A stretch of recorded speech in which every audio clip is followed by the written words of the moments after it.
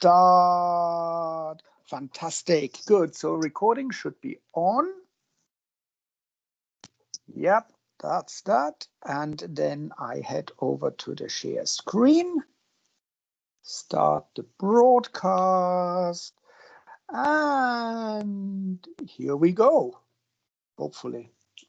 Ooh, where's it gone? Yes, here we are. And the usual question, can you see the screen?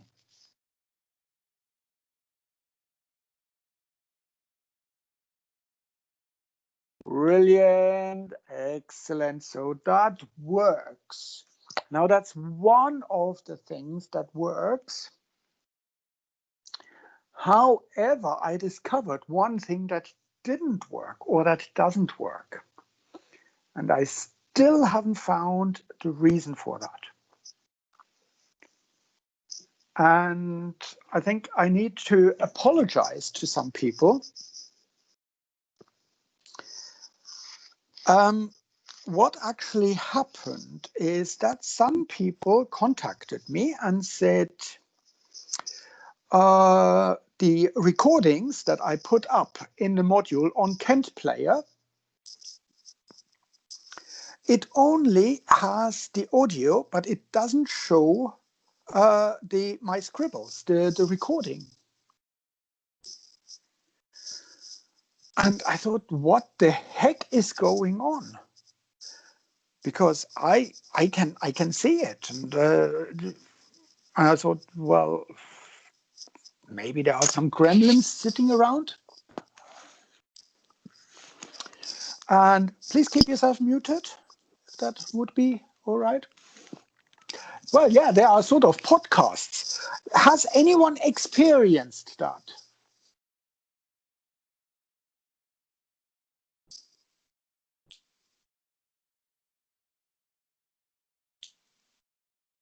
Has anyone experienced that there is only audio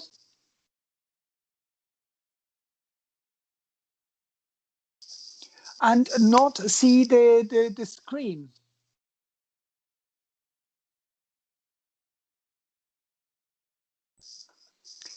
This is really, really bizarre.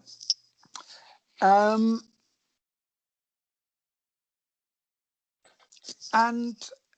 I had no idea because, and I figured out what it is. And Bernardo just blew my theory out of the water.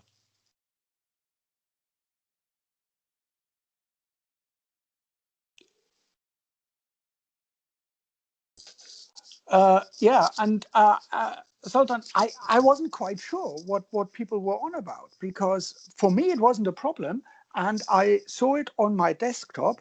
And last night, then I thought, let's see if this is something, and I discovered that it is a problem on an iPad. I get the audio only version, or when I use the iPad.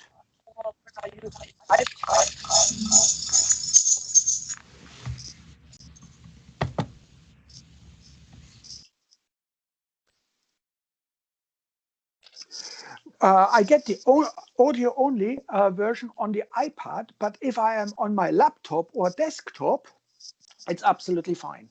So therefore, what I am going to do is I will still carry on uploading it to Kent Player, but I also will upload the lectures then on YouTube on my channel, so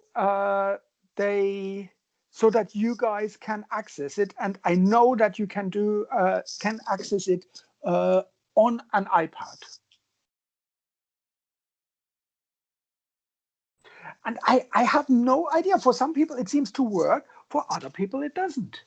And that makes it so frustrating. And that's why I ignored people originally, because I couldn't figure out what it was. But last night I spent some time after I got more and more complaints. So I put it up on Kent Player, and I also have a playlist on my YouTube channel, and I will post the link to that playlist. And obviously I need to organize it a little bit better, but life-changing. I'm not entirely sure if that is going to be life-changing. I mean, life-changing are other things, but I'll try to accommodate. Okay, so let's get started. And let's see what we are going to do today.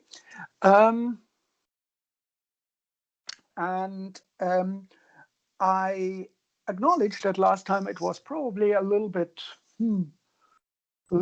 cognitive overload because of the things that we dealt with when we did this introduction to data analysis.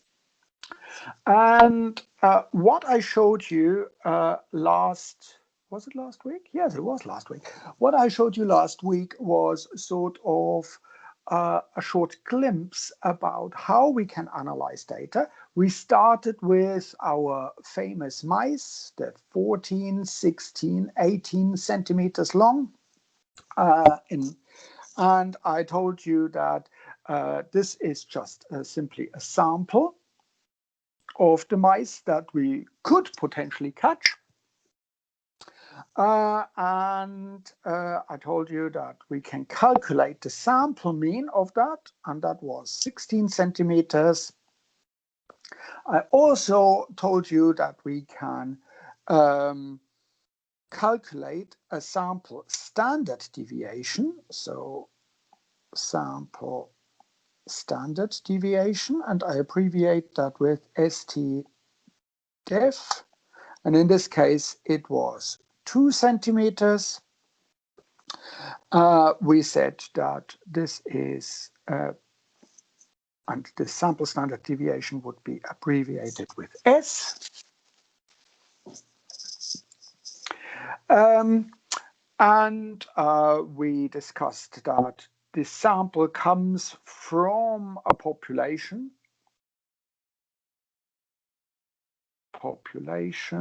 and that we usually would not know what the population mean is. So we would usually say the mean of the population is unknown, and probably the standard deviation of the population is also not known, and we would have to make some estimates about that. Now, when we do these kind of measurements, and this here, this sample with a count of 3, let's write that down, count, and we usually would abbreviate that with an N. I can't write properly. N equals 3. And that is extremely simple and, trivial. Now, if we do this experiment, of course, we want to report that to other scientists. So there are different ways how we can report our measurements. So let me write this down. Reporting of measurements of our measurements. We want to report that so that other people see what we have done, and ideally that they can do the same experiment. And if you have such a very, I don't get what the count means. The count means we have an observation. We have an observation of 3 measurements. 1, 2, 3. That's the count of the sample. That's the number of observations that we have. And yes, thank you very much, Edith. Please don't forget the attendance on Moodle.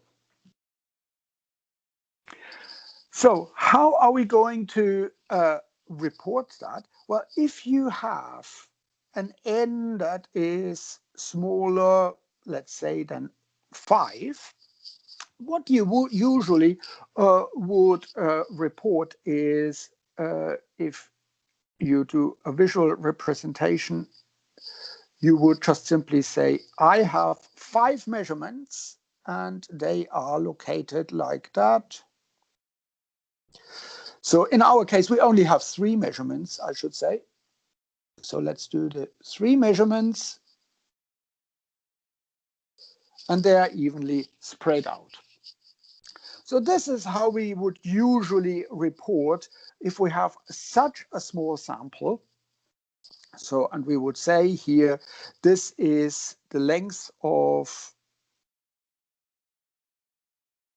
so here's our sample. Let's write it like that.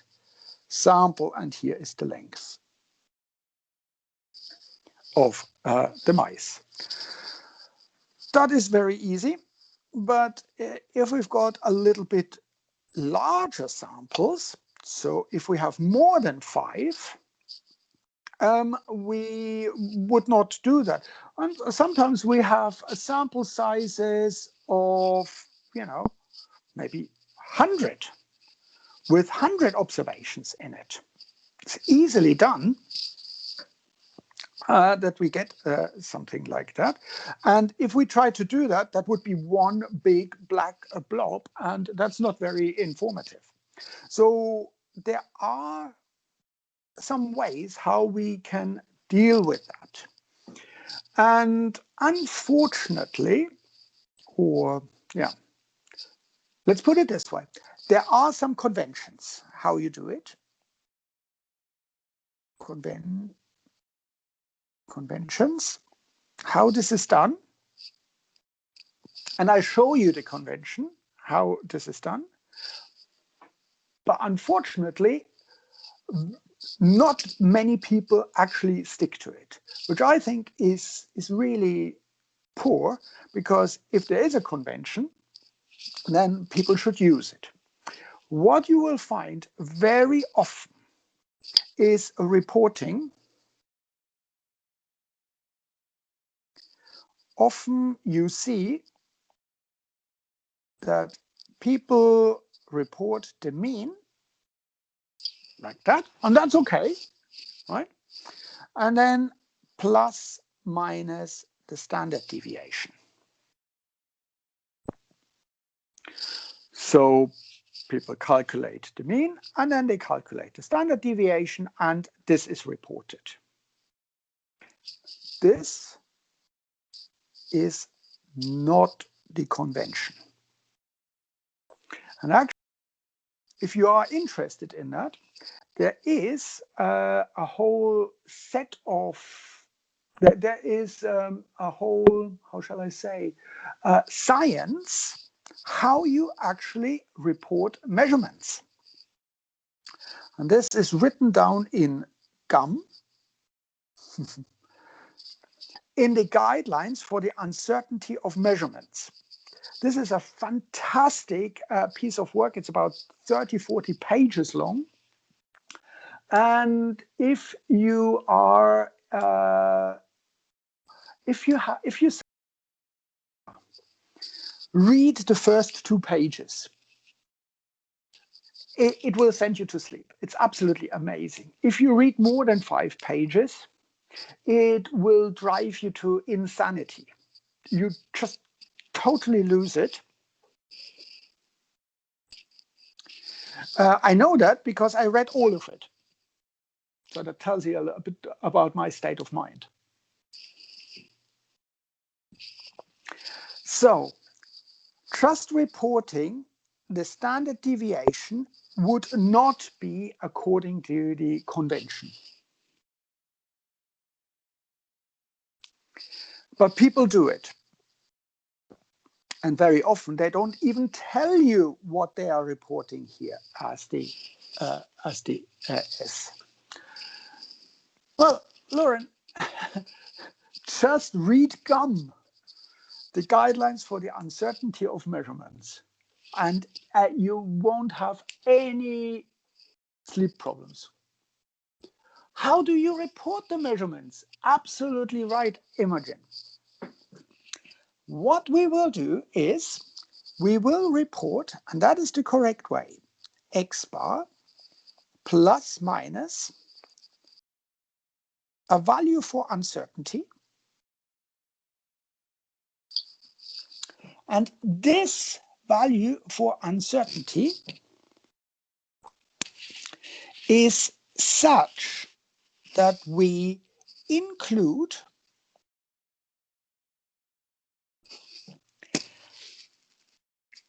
the values for conventionally 95% of our observations.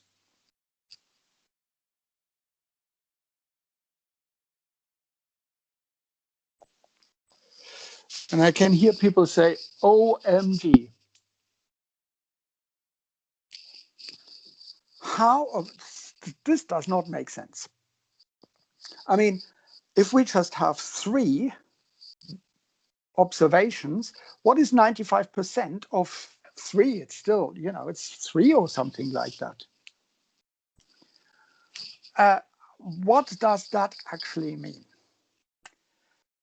There is actually an equation for that.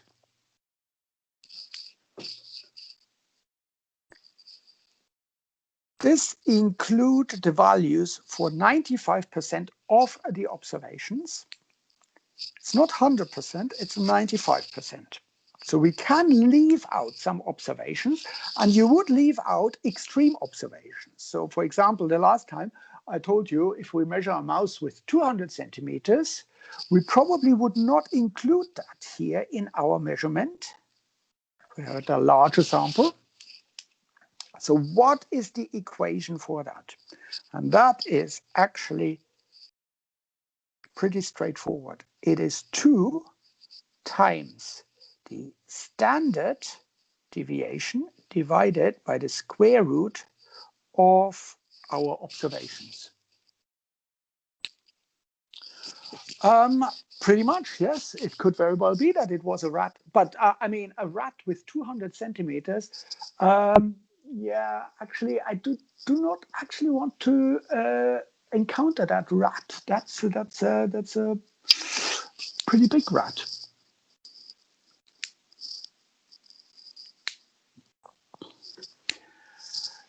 Very good question. How would we know if something is extreme? I will show you in one of the next sessions how we can find out whether something is an outlier. Very good point. So, but let's come back to that. The proper way of reporting our measurements would be our mean plus minus 2 times the standard deviation divided by the square root of the number of observations. So that is the sample standard deviation.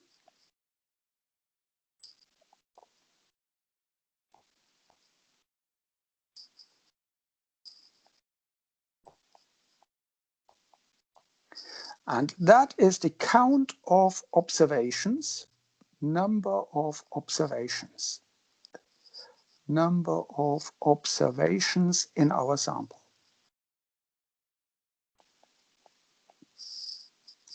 In the sample. So if we have a sample size with 100 observations, so let's say 100 observations,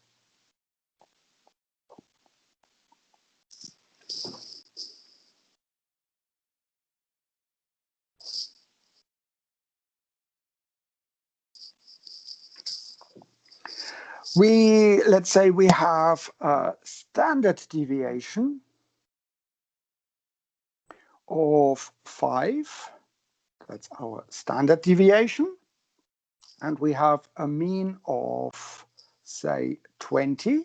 We would report this as x bar, that's the mean, plus minus 2 times s over square root n, which would be 20 plus minus 2 times 5 divided by square root 100. And if we calculate that, that would be 20 plus minus 2 times 5. 2 times 5 divided by square root 100, that gives 10.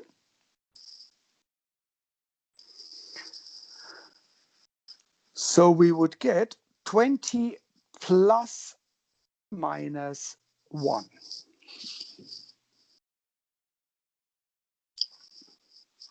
Very good point, Edith.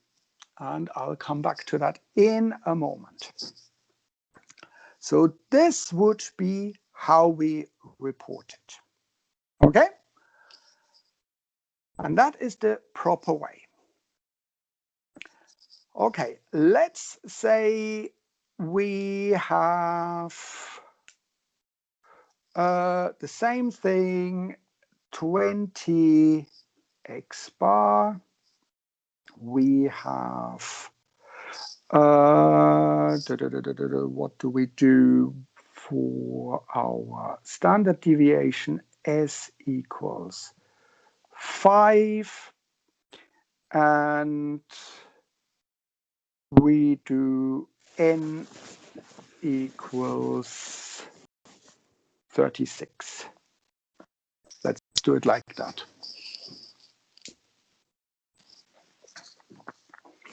So what do we get? We get 20 plus minus 2 times 5 over 6. 5 over 6 gives, what is 5 over 6? 2 times 2 times, what's 5 over 6? 0.8. Help me out, I don't have my calculator here. 0.83, thank you. So we would get 20 plus minus 2 times 0.83. That gives us 1.68. Am I right or am I right? 1.66, sorry. Am I right or am I right? 1.66. Yeah, good, excellent. Unfortunately, we can't report it like that because there is yet another. So the first rule is we report it as with this equation here. That's the first rule. The next rule is we can report an uncertainty.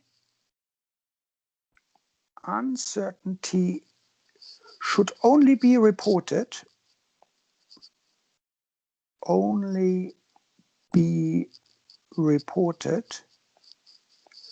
to 1 or max 2 significant figures.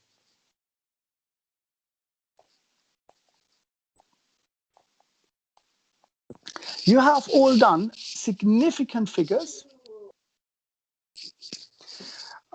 If you haven't, check out some YouTube videos. So in this case, significant figures, let's do it to 2 significant figures here. What would be 2 significant figures of 1.66?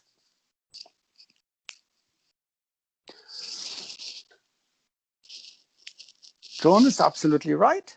It would be 1.7. Absolutely right.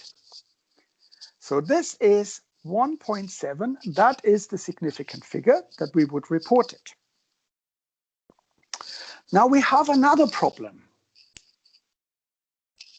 And this other problem is that for our measurand, you should see this one. This is absolutely brilliant.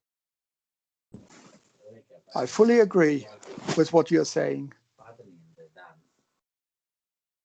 No.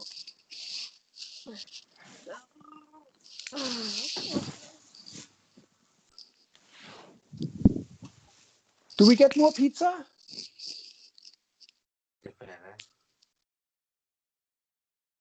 I'm delighted. Rebecca, you might want to mute yourself. They don't carry off.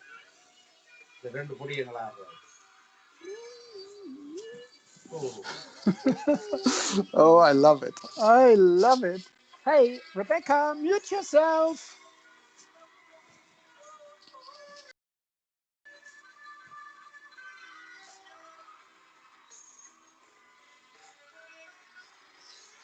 Hmm.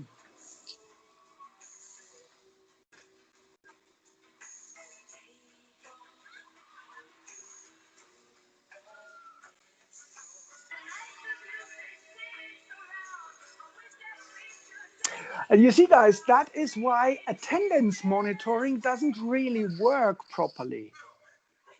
Because obviously, Rebecca doesn't listen in.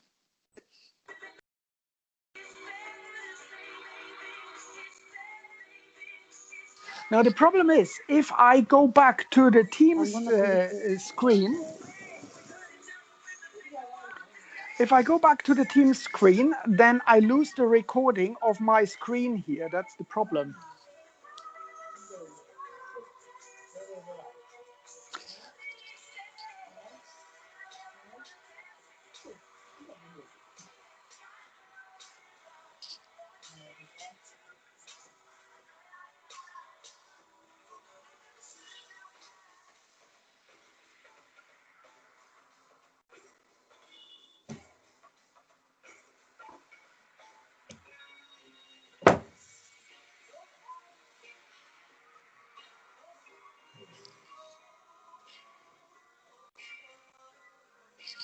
unbelievable.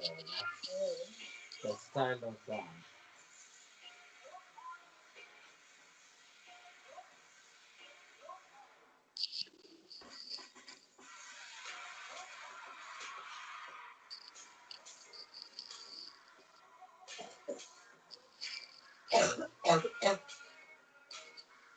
Oh, let's hope it's not COVID.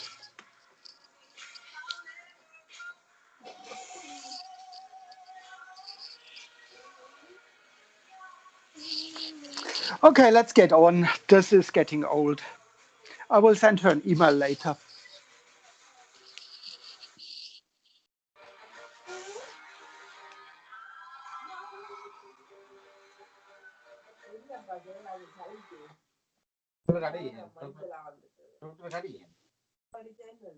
I got raw flame.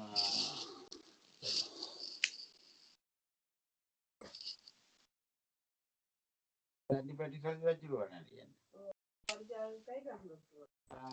Mana kan juga ada 90%. 90%. Like they will call you.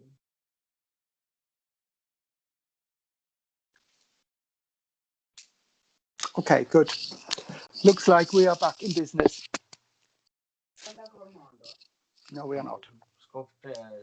Okay, let's get on. I just shout so that I can drown it out. Okay, we've got a problem here. The 20 does not have a decimal place. 0 decimal place, whereas our uncertainty measurement has 1 decimal place. And now we need to adjust so that everything has the same decimal places. And Shakil is absolutely right. We would adjust our measurement so that we get 20.0 plus minus 1.7 centimeters, or whatever the unit was.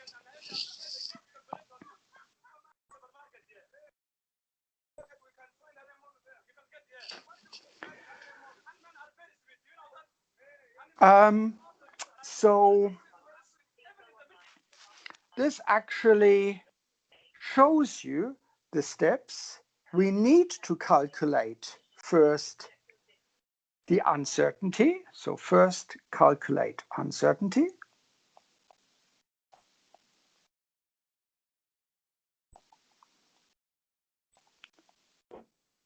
We then decide on the number of significant figures.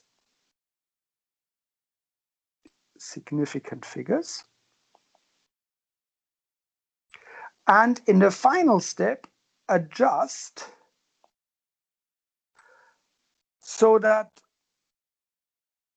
Hi, Brooke. How are you? significant figures are I'm all the good, same. thanks. Are all the same. These are the 3 steps. Mhm. Oh, that's a very good question, Elena. And as you can imagine, there is a rule to it. If the first number, the first digit of the Yeah, uncertainty, put forward 1350, then we'll take it from there. exactly, put it forward. If the first digit of the uncertainty is smaller or the same as 5, you would use 2 significant figures. If the first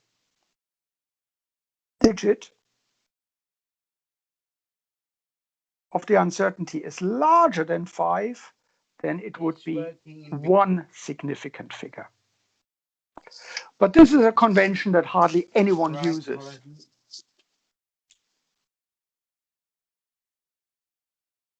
Yes.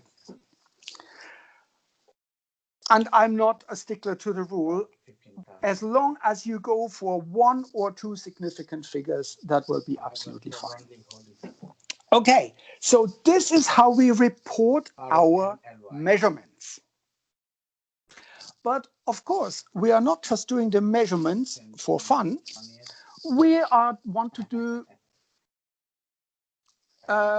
we want to get something out of it. We want to find out something. We want to find out what is the size of mice. And that's why we have taken a sample. And Ranjit is the surname, R-A-N-J-I-T.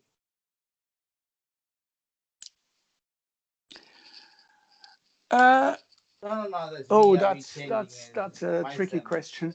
It would be 3 significant figures, but we have to adjust it to the right decimal places. And the significant figures for the measurement is not the sort of the focus point in this case. We need to have the same amount of decimal places. The significant figure, the number of significant figures, refers to the uncertainty. Prefer to move 1st of November. Okay, so we want to actually know what is the population size, what is the mean of the population. 2 of them, which they are studying in the 2 different days. But they come on the weekend, they can stay here.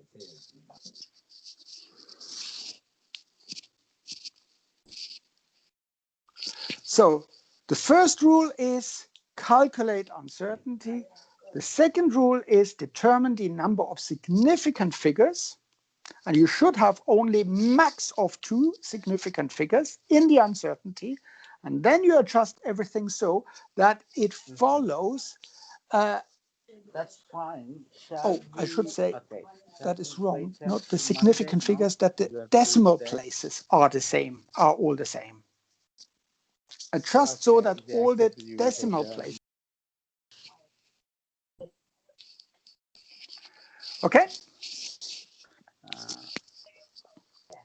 Yeah, that's why I'm saying. Okay, I can give you my card details. That's why I don't like the attendance monitoring, because people just do something. But never mind. Let's not get too upset about it. Rebecca on the wrong call. I'm not gonna lie. This is actually biomed. So yeah, please mute yourself. It's actually annoying now.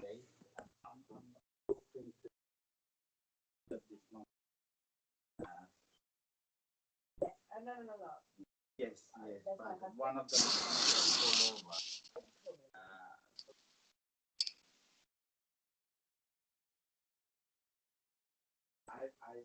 You are definitely. Okay, let's carry on. What is the mean of the population? Okay, we've done a little sample here. And we've calculated the sample mean plus the uncertainty. And that is, well, that is how we report it.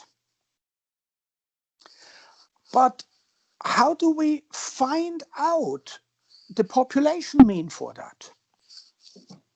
Well, what we could do is we could take another sample with the same sample size. So we had sample 1 with sample mean 1. Actually, we could take another sample, couldn't we? Sample 2, and we would get a sample mean for sample 2. Big question, would x bar 1, would this be the same sample mean as the sample 2 mean? Would we expect to have the same sample means? 1, 1, 1, 2. It says no. It's MasterCard. Why no? They are different samples, exactly. And although they come from the same population, there is this thing as that's called sampling error.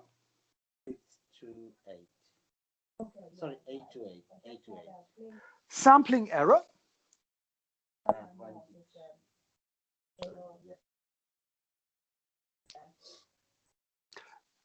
No, Rebecca, that's not you. Don't worry. Sampling error is always there when we take a sample, we don't get the same sample means.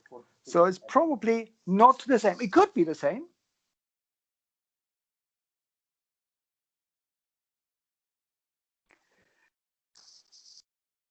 But there's a good chance that it's not the same. So let's take some more samples.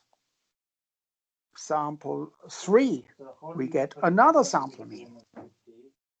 And we can do that really, really often. So what we get is a lot of sample means. Okay? Loads and loads, for example. The more samples we take, and each sample, let's not forget, each sample has n observations and the same number of observations. Like we had above with 3, although this is very small. So sampling error is just simply we get different sample means. Every time we take a sample, we get a sample mean, but these sampling means will not be the same, just simply because we take a sample. So I might pick some mice 14, 16, 18. In another sample, I might get some mice 15, 18, 18. So each sample has n observations. So we get lots and lots of sample means. What I can do now, of course, is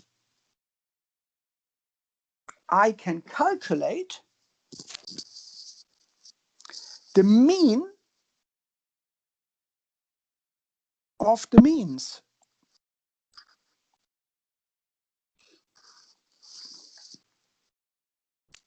Does that make sense? So I get a sample, calculate the mean, write it down. Okay. So, for example, they come back and say, accepted. Then I get another sample.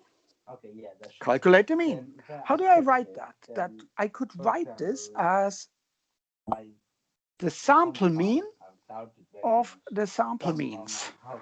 How does that look like? X bar of X bar. It's the mean of the means.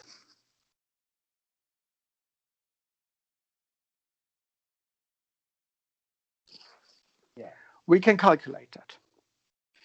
And it turns out. Okay. You call me, right? Then I will let you know. It is a thing. It's the mean of the means. Okay. And we can actually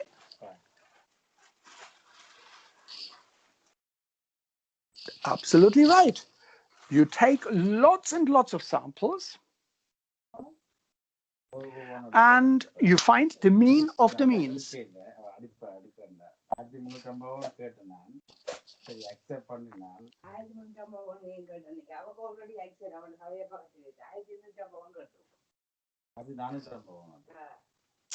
So we do the mean of the means. Of course, we could also calculate the standard deviation for that. So we just simply calculate, we treat this just simply as another sample, and we calculate the standard deviation. We calculate the standard deviation of the means of the mean. We hang on. Okay, we are getting there. We can calculate the standard deviation.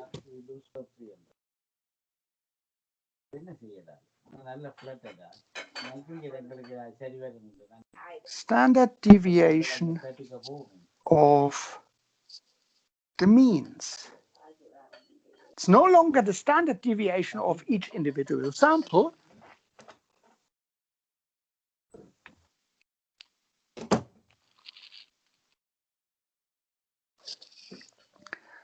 The standard deviation of an individual sample, it's now the standard deviation of all the means.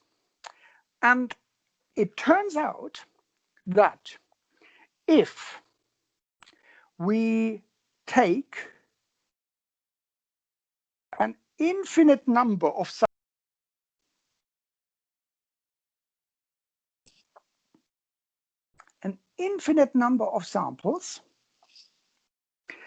and if each sample that we take has more than 30 observations in it, then we have a very interesting thing. The sample, the mean of the means, will be exactly like the population mean. So the mean of means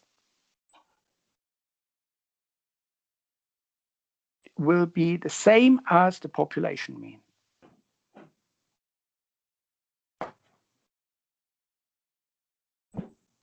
And the standard deviation of the means, this S bar X, will be the same as the population standard deviation divided by the square root of our observations. And before you start hyperventilating, let's not worry too much about that.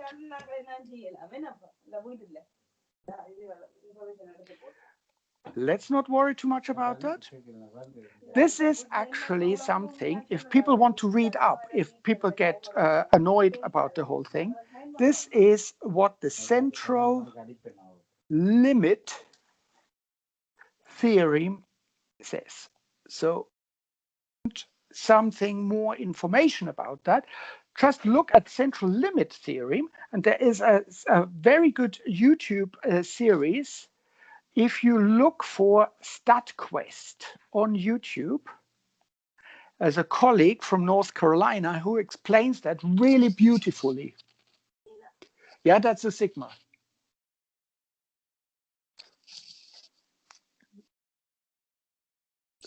Sigma. That's how I do a sigma. But I tell you what, usually we are not taking lots and lots of samples. Lots of samples? Definitely no. We are not taking lots of samples to find these things, to find the population mean. What we want is one sample And from this sample, we want to find the population mean. How on earth are we going to do that? Luckily, there is an equation for that. We can estimate the population mean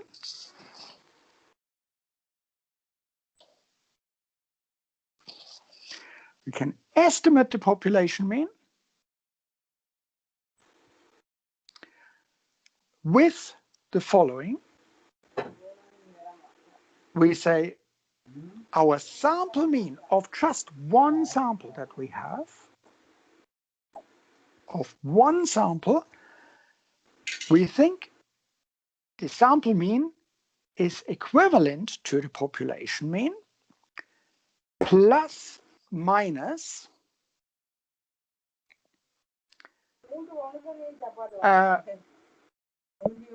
and I call it coverage factor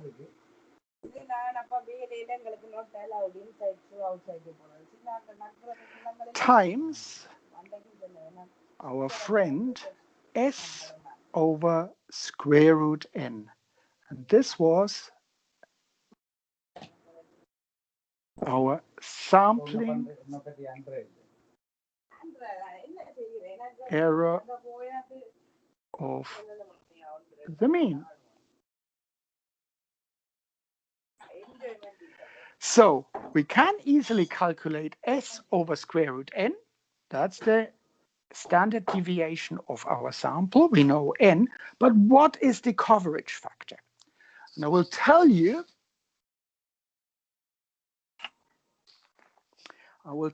what the coverage factor is in more detail when we are discussing the normal distribution and the t-distribution. This coverage factor depends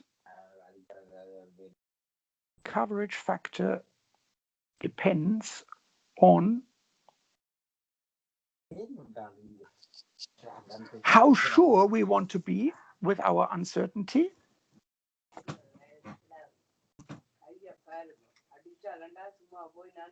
We want to be with the uncertainty.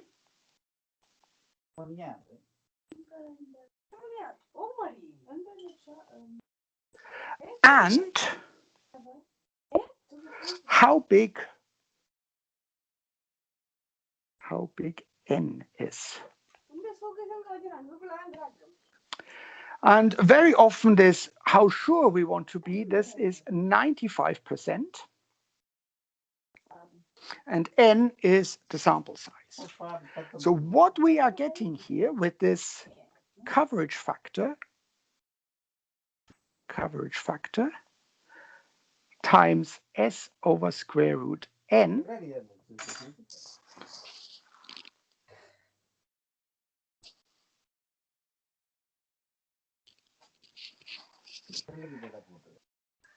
this very often is then referred as the margin of error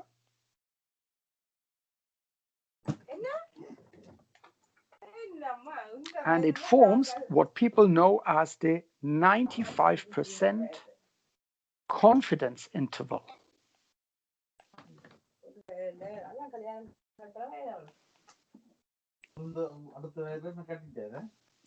Now, how do you find this coverage factor?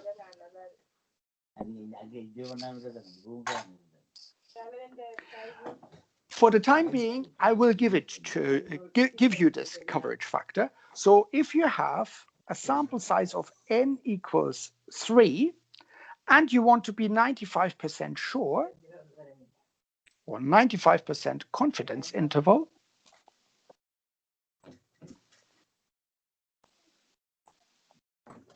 then this coverage factor would be 4.3.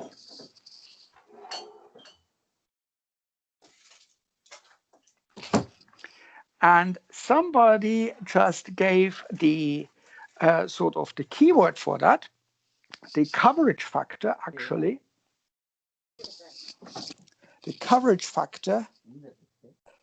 For those of you who have done statistics, this is the critical t-value.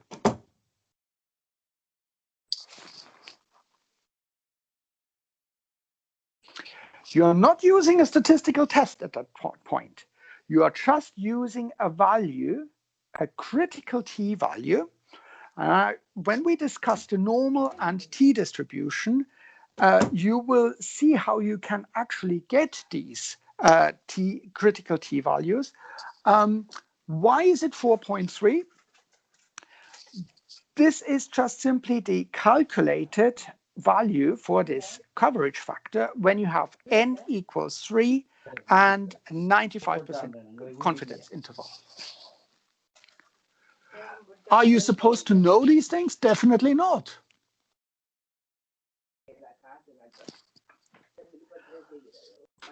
Where can you find questions to that? I'm currently in the process of setting up some questions, but what I want us to do first, before we go all into questions, I'm a great believer in people learning a lot by doing,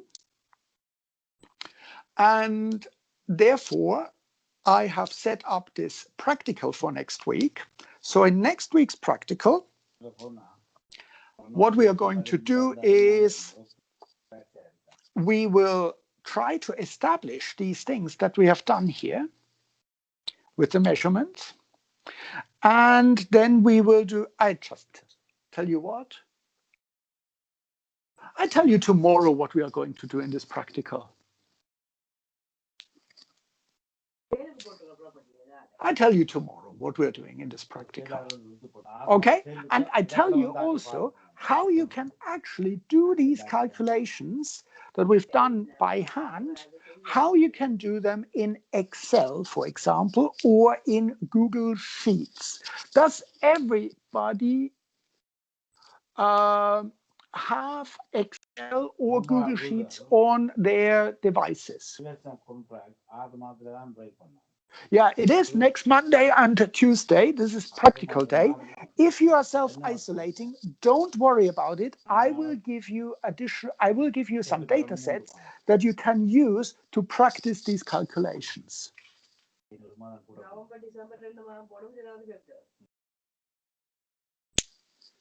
So tomorrow, I tell you exactly what you are going to do in this practical, whether you can attend it or not. And then I will show you how you can actually very easily do these calculations that we are doing in Excel. Happy with that?